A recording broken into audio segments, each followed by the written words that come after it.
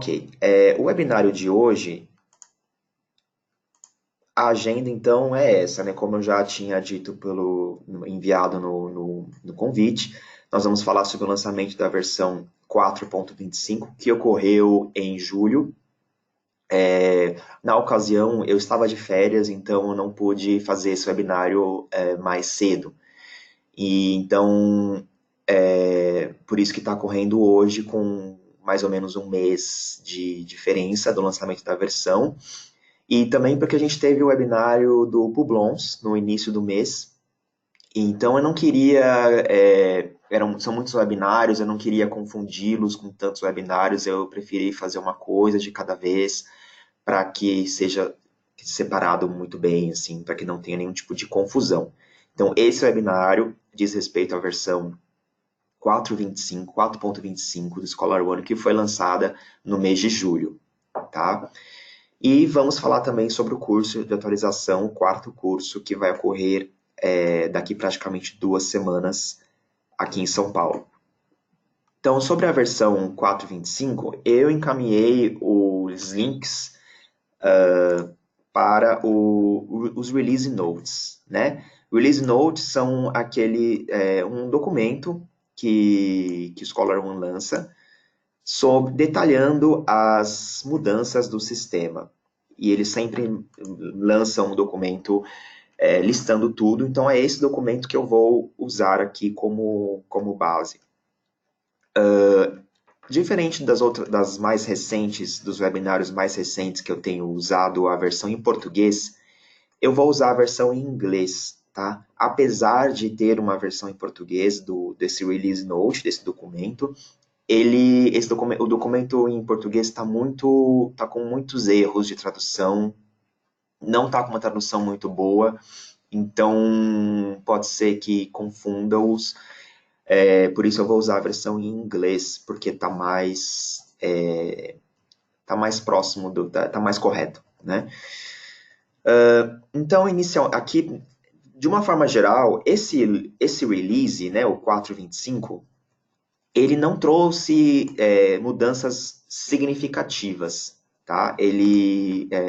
Algumas mudanças são claro, importantes, mas não teve nada muito que vocês tenham talvez percebido. É uma coisa um pouco mais, são coisas mais sutis e que vai fazer mais diferença nos próximos releases, tá? Então aqui no início eles fazem um resumo, né, um summary que eu vou passar no final. Eles só estão listando tudo que lançou mesmo, sem muitos detalhes, e eu vou depois voltar aqui. Mas eu quero seguir começando da parte mais descritiva mesmo. Então a primeira modificação, que não vai afetar todos vocês, na verdade, vai afetar somente na verdade, 2 periódicos. Então eu não vou perder muito tempo com isso aqui agora, porque não é uma maioria, é uma minoria que usa esse recurso. E aí, se esse periódico, no caso, esses 2 periódicos quiserem mais informações, eles podem ler o release, entrar em contato conosco. Então não vou falar muito sobre isso, tá? Que é o recurso de transferência de manuscritos. Então, isso diz respeito só para periódicos que têm isso ativado, essa transferência, que é a possibilidade de você transferir manuscritos entre revistas, entre periódicos. Normalmente, esses periódicos são de uma mesma instituição, de uma mesma associação ou sociedade, dividem até, de repente, a mesma equipe. Então, são situações muito específicas.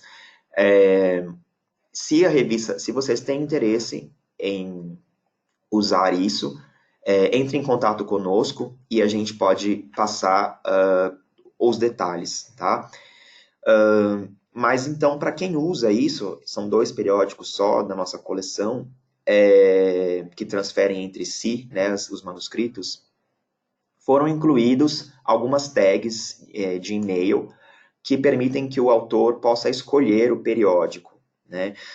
Então, tem algumas tags que trazem o admin daquela revista, o admin o nome da revista, então o e-mail e o nome, todo o contato completo. Você tem também do periódico destino, né, do periódico qual vai ser enviada a submissão, as mesmas tags. Então, eu não vou entrar muito em detalhes, como eu falei, mas eles incluíram essas novas tags aqui, que podem ajudar esses periódicos que fazem transferência, no sentido de melhorar a comunicação de e-mails para os autores com mais informações desse periódico que vai ser transferido, tá?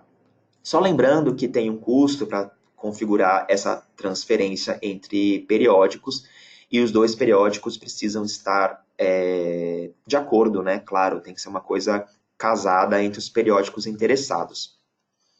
Então, eu não vou perder muito tempo com isso aqui, tá? Hoje. O próximo melhoria, né? A próxima melhoria significativa é melhorias na taxonomia credit, né? Do Casray. Não sei se vocês se lembram, espero que sim, mas no release anterior, né, o 4.24, foi introduzido essa taxonomia, a taxonomia credit, para identificar a contribuição dos autores, ok? Essa taxonomia, então, ela tem um glossário, um número de uma quantidade de palavras, é um vocabulário controlado que os autores podem usar para especificar qual foi a contribuição de cada um deles. Então, isso foi introduzido na versão 4.24 e aqui nessa 25 eles fizeram algumas melhorias. Por exemplo, está mais visível agora, como vocês veem aqui, na submissão do artigo. Antes esse link não aparecia, né? Para o autor informar a contribuição, ele tinha que vir aqui nesse menu drop-down e clicar naquele Edit para aparecer. Agora já está mais proeminente aqui, está mais visível. Então essa é uma melhoria muito boa, porque anteriormente o autor não conseguia enxergar necessariamente. Então agora está mais visível isso. Então as chances de vocês receberem artigos com essas contribuições agora são maiores, tá? Além disso, eles também incluíram uma tag nos e-mails. Na verdade, não foi incluída em nenhum e-mail. Essa tag agora está disponível para uso e vocês podem usá-la. Então, ela não foi inserida em nenhum e-mail, mas ela pode ser inserida a partir de agora, com a lista de contribuição, né? Então, essa tag ela vai trazer todas as contribuições dos autores para aquele trabalho. Um bom e-mail que você pode usar isso é o e-mail de exportação da submissão, por exemplo, quando o artigo é exportado e você tem lá a contribuição dos autores, ou mesmo um e-mail de notificação para o admin que uma submissão nova foi feita. Enfim, vocês podem escolher o e-mail que mais é apropriado ou não usar também, não é obrigatório usar, tá? Então, aqui vem um exemplo, né? Como é que isso vem? Então, vem o primeiro, o último nome do autor, e aí vem a contribuição dele, tá? Se não for informado o credit, né? Se o autor não especificou, aparece assim, né? Então, credit contribution not specified, ok? Lembrando que, por enquanto, isso aqui não está obrigatório, os autores não são obrigados a fornecer o credit.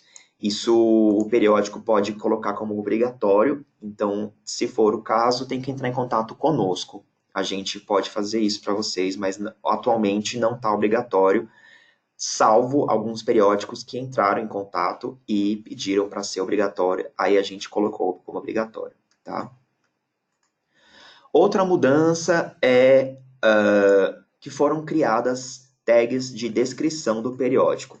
Novamente, isso faz um pouco mais de sentido para quem usa a transferência entre periódicos, mas não somente, não é limitado a eles. Então, existe uma tag agora chamada Journal Description, que permite que você coloque uma descrição de até 455 caracteres, tá? Que é uma descrição do seu periódico. Então, isso você vai configurar naquela seção Configuration Settings, tá? Onde tem os contatos, aqui nesse campo Journal Description, tá? Então, aonde essa descrição vai aparecer? Na verdade, aonde você, no e-mail que você quiser, né? Desde que você insira essa tag, que está aqui em cima, Journal Description. Então, isso vai aparecer em qualquer e-mail que você inserir essa tag, desde que você tenha preenchido lá no campo, tá? Então, é uma descrição curta, de até 455 caracteres, não é muita coisa, mas você pode usar em algum e-mail. Novamente, faz um pouco mais de sentido para as revistas que usam a função de transferência, porque aí você pode informar o autor qual é, que periódico é esse periódico, qual a descrição desse periódico, né? Mas existe a possibilidade, vocês podem inserir isso em outros e-mails que vocês quiserem, tá? Não é restrito só para quem usa a transferência.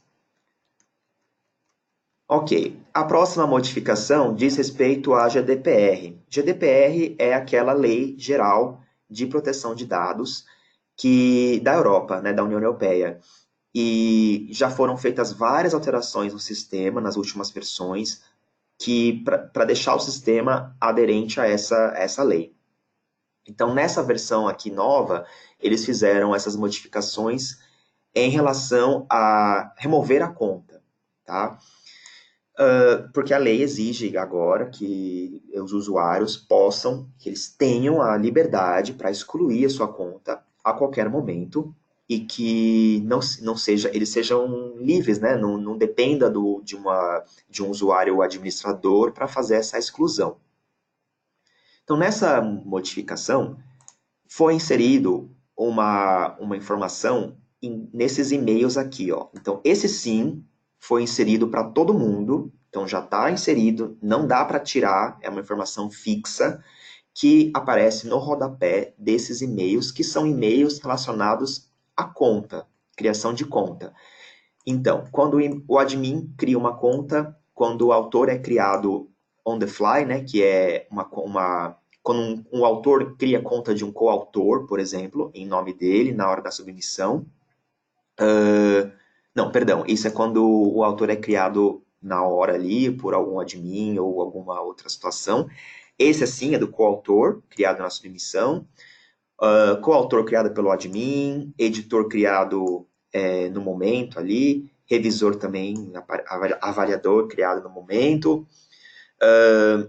Enfim, esse aqui de integração e esse aqui de conta criada. Enfim, são e-mails associados à criação de conta, informando para um indivíduo que foi criado uma conta em nome dele, para ele, né?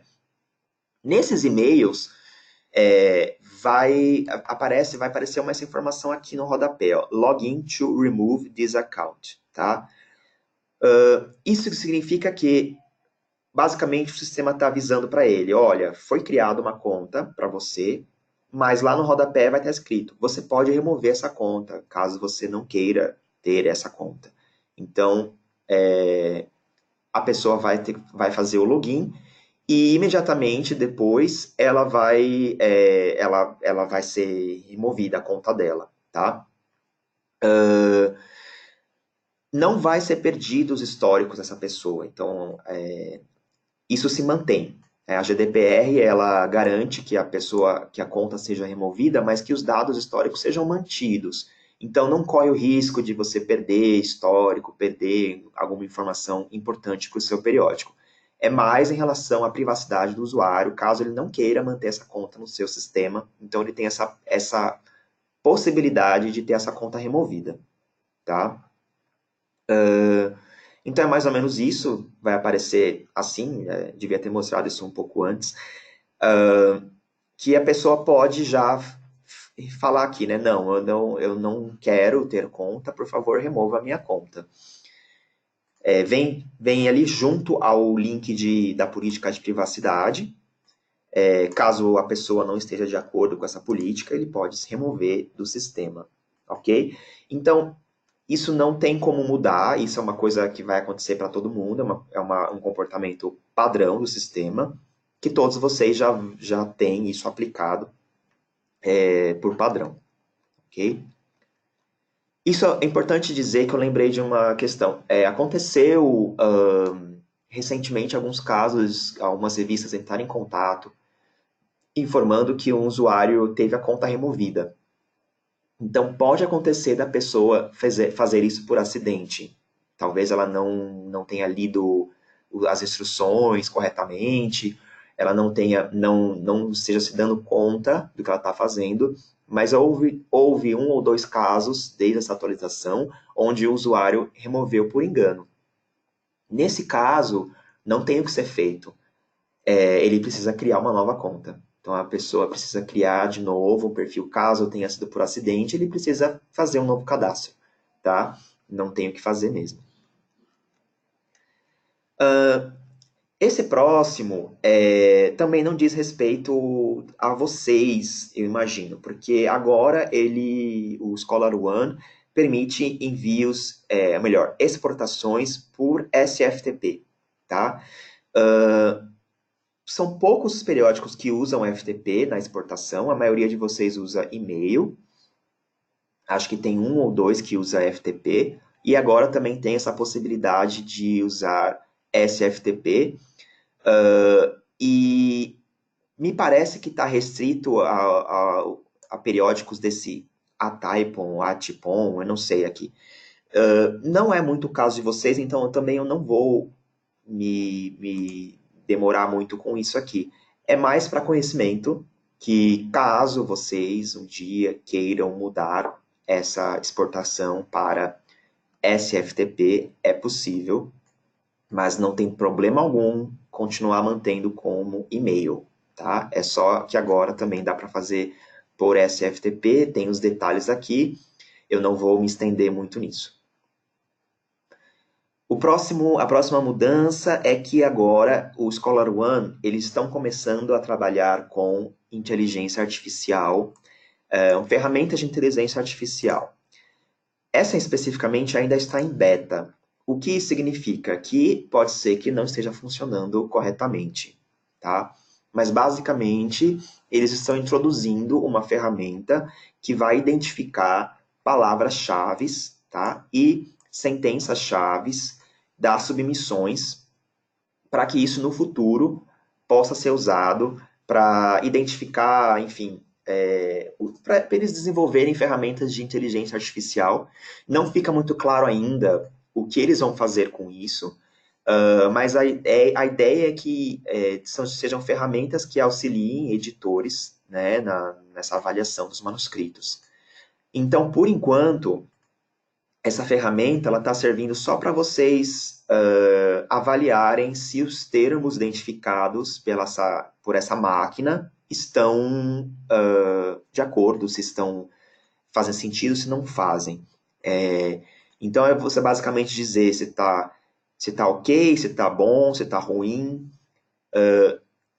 Então isso aqui ainda está em beta, como eu falei. Nós não vamos habilitar isso para vocês, tá? Por padrão, vocês não vão enxergar isso aqui. Caso algum de vocês queira fazer parte desse programa de beta, de poder contribuir com essas sugestões aqui que o Scholar One identificou, essas palavras e sentenças, aí vocês têm que entrar em contato com a gente para a gente habilitar isso para vocês e passar as instruções necessárias. Mas a gente achou melhor não ativar isso, porque ainda está em beta, então a gente prefere que a ferramenta seja um pouco mais amadurecida. E nesse caso específico, para essa daqui, é só para vocês informarem o sistema se a análise deles tá bom ou ruim, né? Assim, então ele vai falar, a gente achou essas palavras-chave aqui. Faz sentido do artigo? São essas palavras-chave mesmo? Você vai dizer se users é uma palavra-chave do artigo mesmo, se foi uma boa identificação, se foi uma identificação ruim, ou se ok, né? Então, é mais um esforço para aprimorar essa ferramenta mesmo, do que um uso mesmo propriamente dito. Não tem muita utilidade ainda essa função, tá?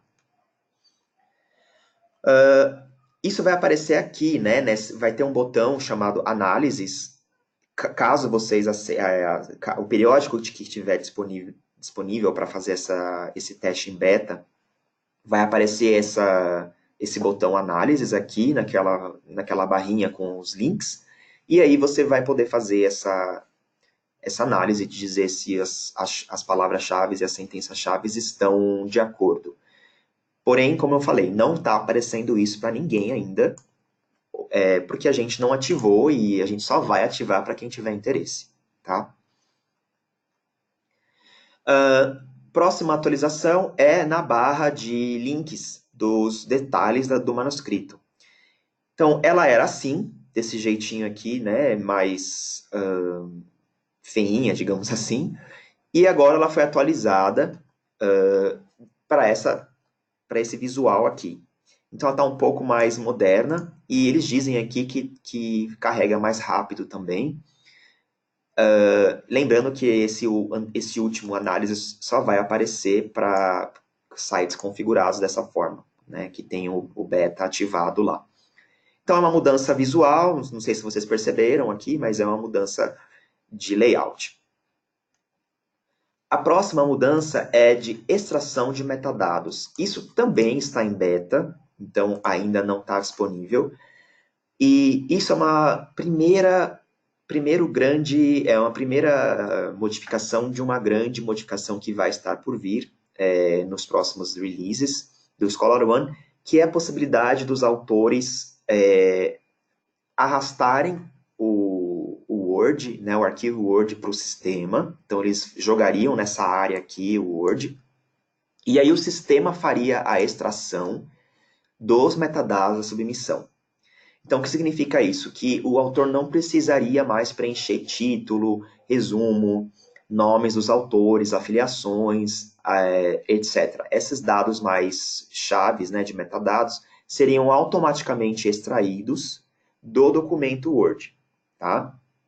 Então, o autor joga nessa área o documento, lembrando que ele vai continuar tendo a opção de preencher manualmente. Então, ele não é obrigado a fazer isso, mas vai existir essa possibilidade. Depois que ele jogar aqui o documento, vai vir essa barrinha de progresso que vai dizer o progresso dessa extração, né? Quando a extração estiver finalizada, vai aparecer essa mensagem de sucesso, que foi extraído com sucesso os dados.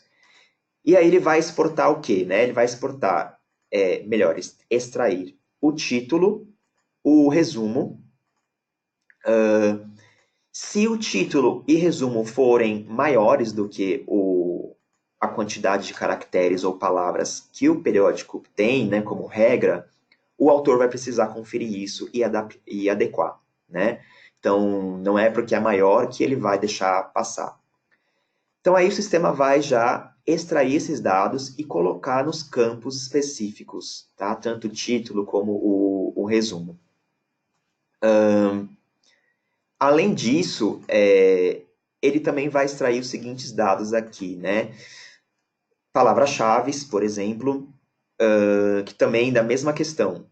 Se o periódico tem uma lista de palavras-chave, ele vai incluir o que bater ele vai incluir, o que bater com essa lista ele vai incluir, e o que não bater, o autor vai ter que depois adaptar, tá?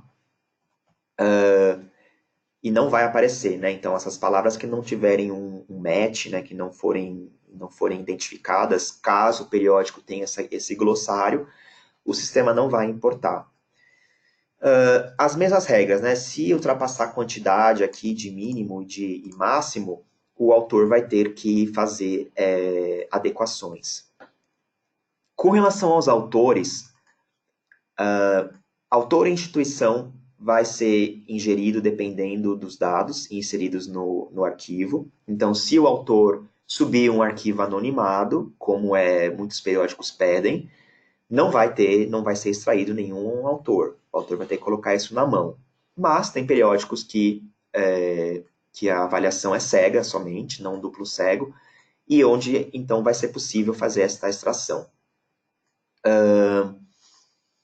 Então, primeiro nome, nome do meio, tal, e último nome é o que mais frequentemente vai ser incluído.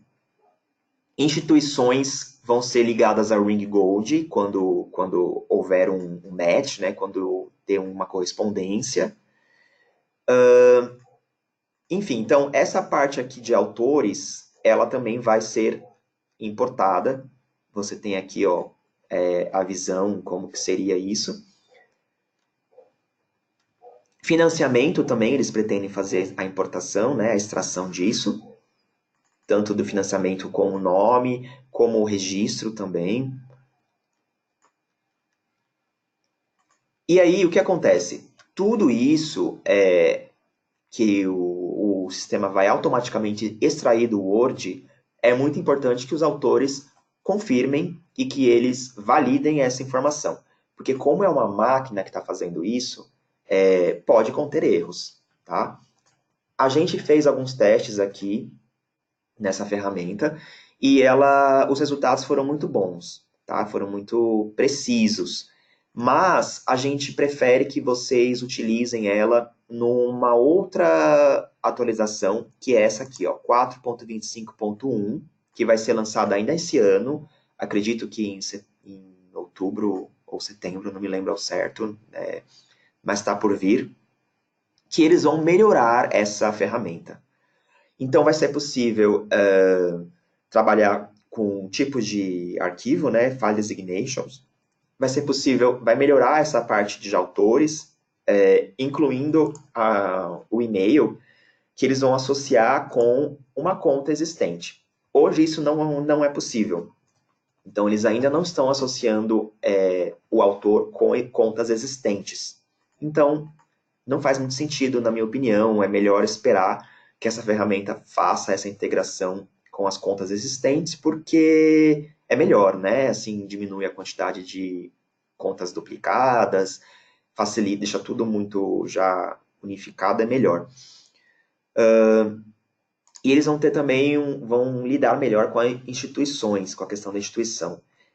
Então, resumindo, essa ferramenta vai passar por melhorias na próxima atualização, que, como ela está em beta, ela está recebendo um monte de feedbacks e de correções, então faz mais sentido vocês usarem depois que ela tiver um pouco mais estável, tá? Mas saibam que isso vai ser possível muito brevemente, ok?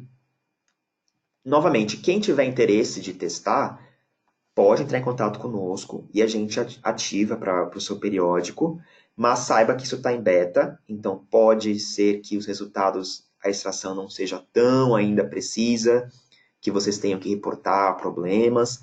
Isso é a realidade de uma ferramenta que está em beta, tá? Mas isso fica livre para vocês, se estiverem interessados em testar, entre em contato conosco.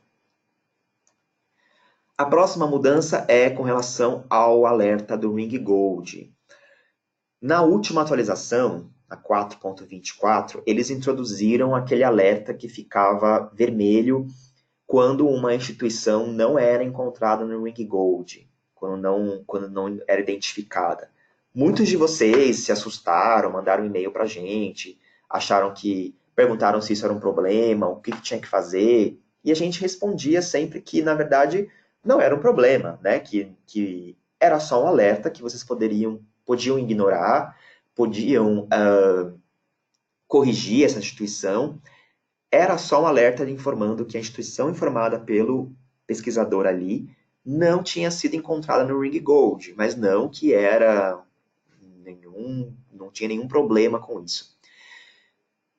Possivelmente, outros periódicos tiveram a mesma reação, porque eles fizeram uma configuração que você pode desativar esse alerta, tá? Então, isso pode ser feito lá no Configuration Settings, tá? Naquela área do admin, que vocês podem colocar os contatos, o nome do periódico, né, naquela areazinha Configuration Settings, você pode então desativar esse alerta. Porém, não é recomendado vocês fazerem isso. O legal é manter isso ativado, tá? Conforme está aqui. Então, deixem assim. E uma mudança também, eles mudaram, não está aqui dizendo nada, mas eles deixaram o alerta um pouco mais discreto, um pouco menos agressivo. Não está mais vermelho, ele está agora amarelinho ou laranja, acho. Então está com uma cor um pouco menos agressiva, não é mais vermelhão. Então essa também foi uma alteração que foi feita. Outra mudança é relacionada quando o parecerista opta por não ser avaliador, né, por não ser parecerista. Existe uma opção no perfil do usuário que qualquer pesquisador pode dizer se quer ou não ser avaliador, né? Deixa eu até mostrar, ver se eu consigo mostrar para vocês isso aqui. Aqui é Do you wish to be invited for peer review? Né? Você quer ser convidado para fazer peer review? Então, clicando, ele confirma que ele quer. Isso vem por padrão, né? Ele vem marcado aqui por padrão, porque a pessoa aceita ser avaliador. Não quer dizer que ela vai ter o papel, mas quer dizer que ela estaria disposta a avaliar um artigo, se necessário, tá? Se o usuário não quer fazer isso, ele desmarca essa opção aqui, tá? E aí você não pode, como periódico, você não pode convidá-la como parecerista. Isso não pode ser alterado, tá? Não é uma função do sistema que não dá para mudar.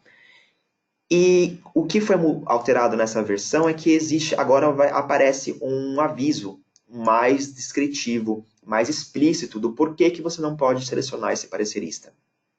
Anteriormente, não vinha escrito nada, só vinha o botãozinho de incluir, ele vinha desativado, e muitos periódicos não sabiam por que não dava para escolher esse parecerista. Então agora vem vem essa mensagem dizendo que ele não quer ser avaliador da sua revista. Se for por engano, você pode esclarecer com essa pessoa, pedir para ela corrigir isso, tal, mas agora vem pelo menos um aviso para vocês saberem do que se trata, por o motivo dele não poder selecionar, tá? Chegou ao fim do documento.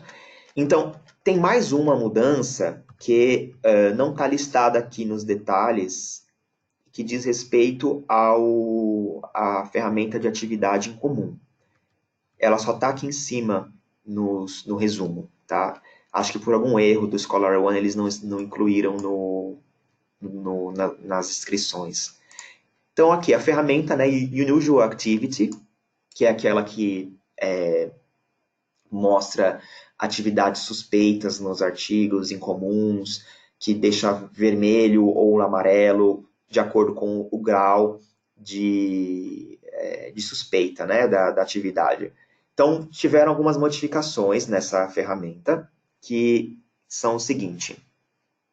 A seção de proximidade, né, que é aquela que fala que as pessoas estão muito próximas uma das outras, né, então o avaliador e o autor são da mesma região, inclui agora a informação do IP da pessoa, antes não tinha. Tem uma nova seção incluída no relatório, que chama IP addresses, né, endereços de IP. Então, antes não tinha essa seção, eles incluíram. E tem mais informações agora na seção Multiple Submissions, né, submissões múltiplas, ou múltiplas avaliações de um mesmo computador. Tá? Então, eles incluíram mais informações aqui. Então, novamente, essa ferramenta está em constante alteração, porque ela também é relativamente nova, ela foi introduzida há uns 2 ou 3 releases atrás, e ela vem sendo modificada constantemente de acordo com os lançamentos das versões. Então, essas foram as alterações aqui nessa versão. Então, só resumindo, né? O que a gente viu hoje? Então, as tags para transferência só vai fazer sentido se o seu periódico usa esse recurso, tá?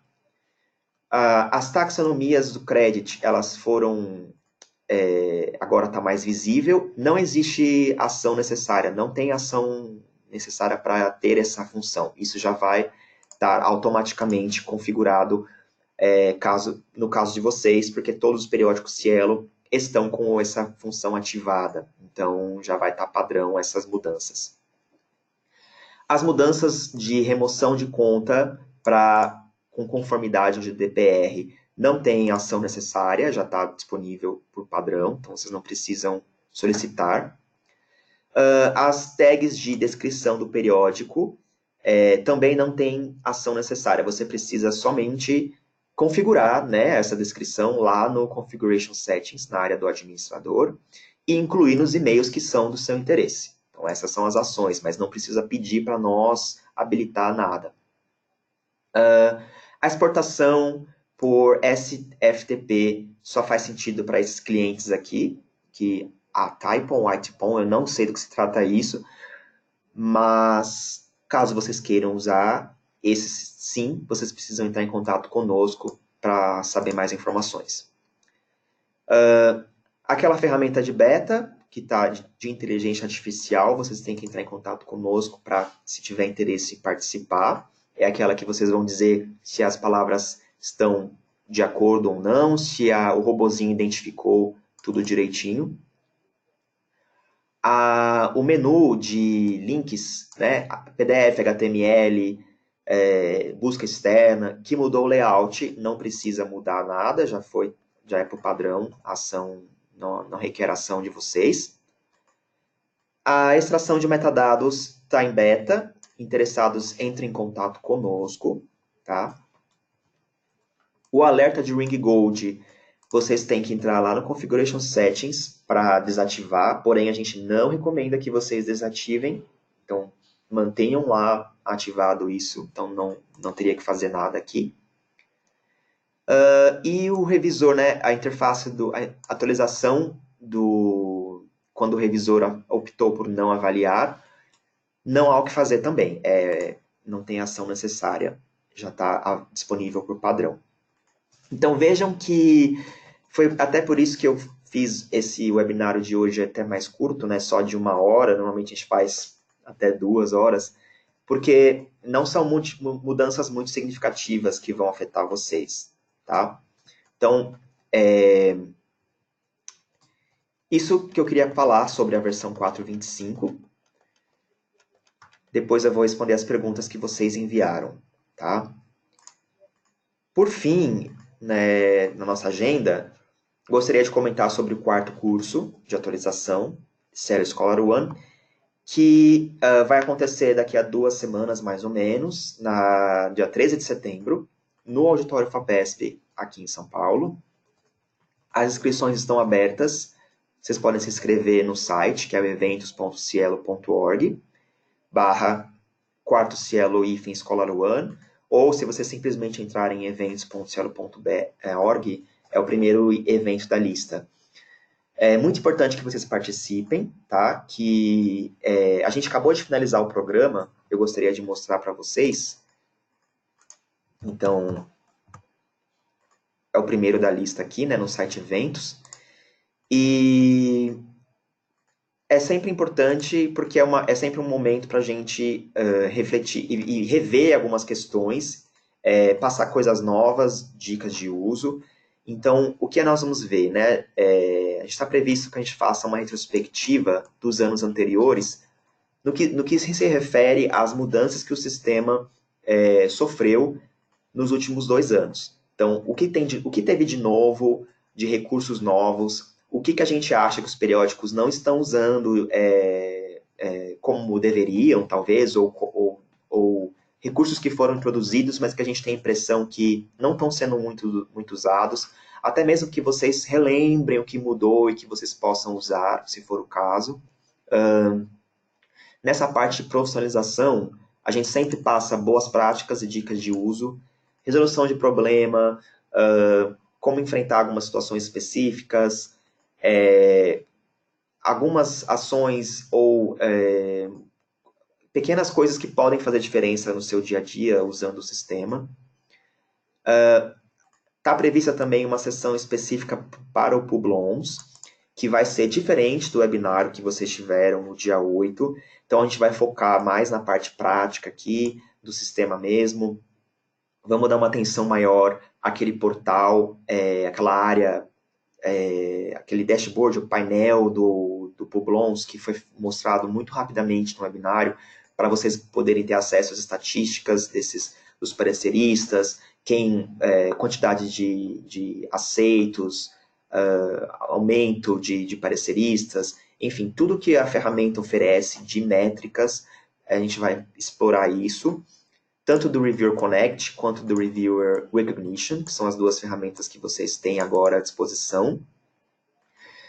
Está previsto também a gente fazer um mini curso Cognos, então a gente sempre procura dedicar uma parte desse curso para o Cognos, que a gente vai trabalhar com tabela dinâmica. Então, uma coisa que a gente eu vou mostrar para vocês como fazer tabela dinâmica no Cognos, que ajuda na hora de vocês gerarem relatórios no sistema. Então, isso vai ser bem prático, nós vamos fazer bem prático ali na hora, inclusive quem quiser trazer o computador, notebook, se estiver à disposição, pode trazer. E a gente está previsto também mostrar as novidades e melhorias que estão previstas nas próximas versões. Então, o que vem por aí, né? O que o sistema vai trazer de novo, o que vocês podem se antecipar e criar uma expectativa para o que está por vir no sistema. E tem sempre também aquela cerimônia de reconhecimento que a gente faz, que é para reconhecer alguns periódicos e profissionais que se destacaram, que a gente acha que merece um reconhecimento por alguma coisa que fez, que acho que merece ser reconhecida. A gente está pensando em critérios bem bacanas. Então é isso. Procurem se inscrever e participar. É muito importante para que mantenha-se sempre o nível de conhecimento de todo mundo, que seja nivelado. É um esforço contínuo que a gente faz para todo mundo use o sistema da forma correta e melhor. Ok, então vamos para as perguntas que a Carolina aqui conseguiu separar. Primeira pergunta relacionada à função de inteligência artificial do professor Jório, da REM. Que síntese é importante, pois boa parte dos autores, às vezes, não criam uma boa palavra-chave, que ajudaria na identificação de avaliadores pelo Publons. Exato, é importante e esses recursos de inteligência artificial, eles vão retroalimentar outras funções do sistema. Então, possivelmente, vai ser usado para trazer melhor sugestão de parecerista, trazer melhor, enfim, identificar alguma coisa suspeita no artigo.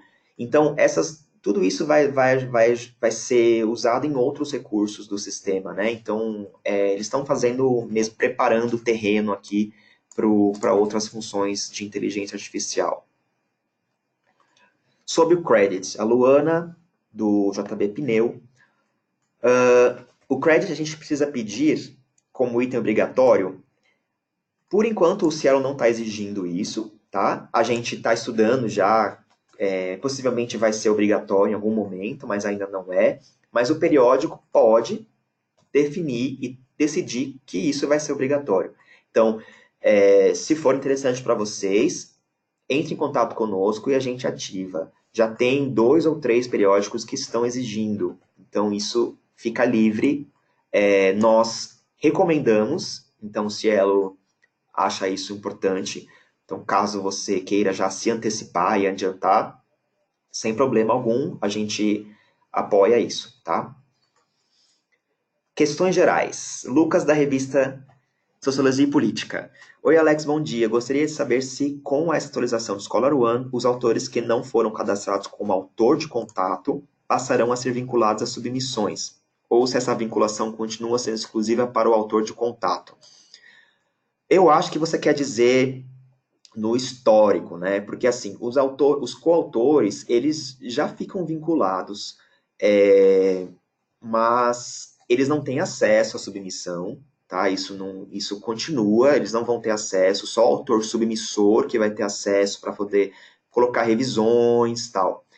Mas aparece já no painel do coautor a submissão que ele foi coautor. Então isso já tinha antes, então isso não mudou. E também no histórico, mas eu acho que tinha um probleminha no histórico, ali naquela lupa. Eu não me lembro ao certo, mas eu acho que na lupa tinha um problema de que não aparecia as submissões dos coautores ali. Eu não tenho certeza se isso foi resolvido, tá? Então, não tenho essa informação. Não sei se é isso que você quer saber também, Lucas. Mas, de qualquer forma, no painel dos coautores, lá na área dele, autor, aparece sim já as submissões. Então, isso não mudou. Maria Suzana, do JBCHS. Minha dúvida é com relação ao outro webinar. Eu caminhei um e-mail ao Publon solicitando a dashboard da revista. Não tive resposta. Sim, Suzana, nós estamos cientes. A gente teve uma reunião com eles ontem e a gente está vendo isso. É, provavelmente esse e-mail vai vir de nós. Nós vamos enviar esse e-mail para vocês com dois links de acesso a essa dashboard. Um link administrativo e um link para o editor. Tá? Então, são dois links. Para pessoas com poder de administração, né? Então, gerentes, secretarias em geral, e para editores associados. Vocês vão poder compartilhar esse link com o seu corpo editorial. Então, esse e-mail vai ser enviado por nós. A gente está tentando fazer isso antes do curso, do dia 13. Então, aguardem, porque esse e-mail vai chegar. Carla, da Neotropical Etiology. Bom dia, as revistas têm a opção de desabilitar a ferramenta de verificação? Sim, tem. A verificação de atividade não usual. Tem, vocês podem entrar em contato conosco e a gente desabilita. É possível também, perdão, veio um espirro aqui. É possível também configurar, né, os níveis de enfim, de cada critério dessa ferramenta. A gente pode enviar para vocês essa tabelinha para vocês dizerem o que vocês querem deixar mais sensível, menos sensível ou desabilitar.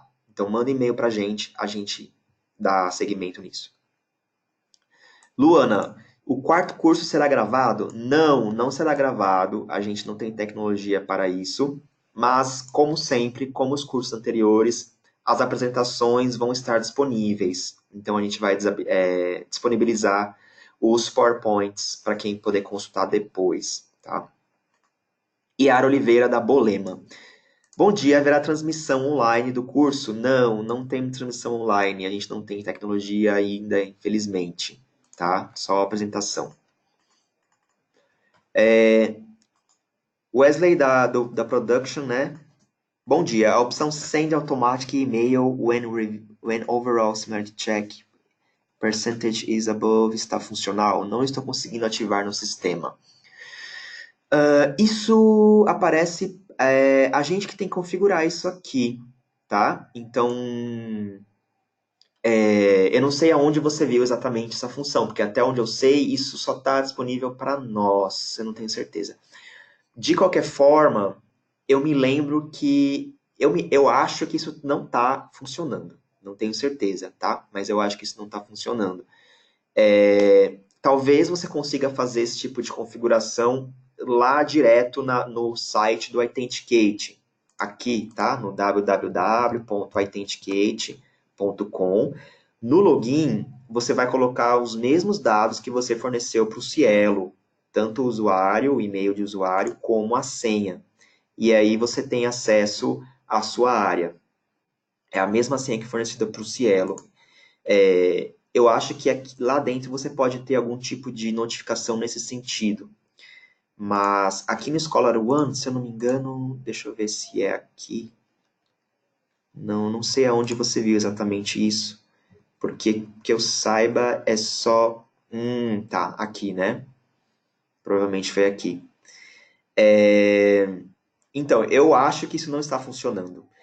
Depois me informa se você testou isso, se você chegou a colocar um percentual e não está funcionando, mas eu acredito que está com problema sim. É, né? Ele confirmou aqui. É lá.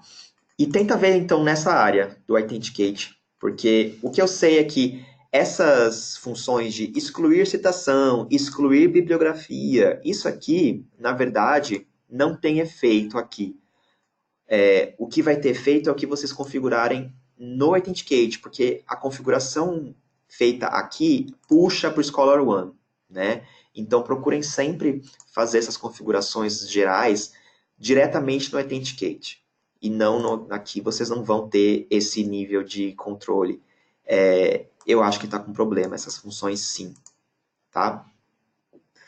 Bom, eu acho que não tem mais perguntas e a gente também está chegando no final. É, Gostaria então de agradecer a presença de todos.